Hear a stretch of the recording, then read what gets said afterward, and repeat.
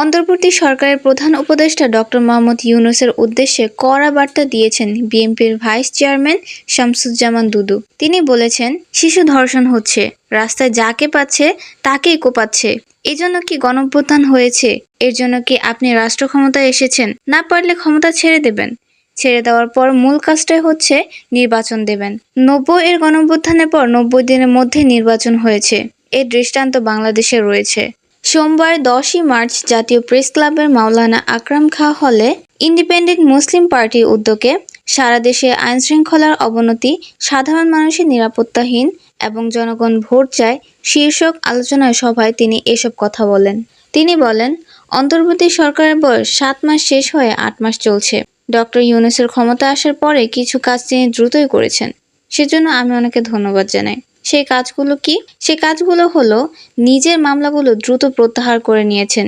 তিনি তো গণ আন্দোলনে ছিলেন না। গণ আন্দোলনের কারণে তার কোনো মামলা হয়নি। কী কারণে হয়েছে সেটা আর না বলি। তবে তার মামলাগুলো দ্রুত প্রত্যাহার করে নিয়েছেন। শেখ হাসিনা নামলে তার ব্যবসা প্রতিষ্ঠানগুলো নিয়ে যে ঝামেলা ছিল, মামলা মোকদ্দমা নিয়ে যে সমস্যা ছিল, সেগুলো প্রত্যাহার করে নিয়েছেন। তার প্রতিষ্ঠানগুলো প্রায় ৬ বছর কোনো কর দিতে হবে না। আমি এজন্য তাকে ধন্যবাদ জানাই।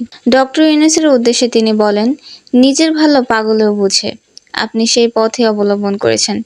বাংলাদেশে গণতন্ত্র প্রতিষ্ঠার জন্য বিএনপি যে আন্দোলন করেছে, যার কারণে ৬০ লাখ বিএনপি নেতাকর্মী নামে ২.৫ লাখ মামলা হয়েছে, এগুলো প্রত্যাহার করেন নাই।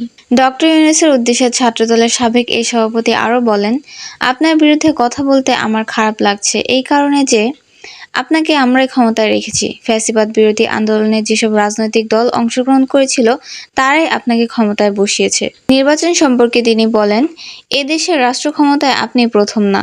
এর আগে শেখ মুজিবুর রহমানের শাসন আমল ছিল। স্বাধীনতা ঘোষণায় শহীদ প্রেসিডেন্ট জিয়াউর রহমানের শাসন আমল রয়েছে। এরশাদের রয়েছে। দেশনেত্রী খালেদা জিয়ার রয়েছে। আপনার সরকারের একজন নারী উপদেষ্টা বলেছেন, ৫১ বছরে কি হয়েছে?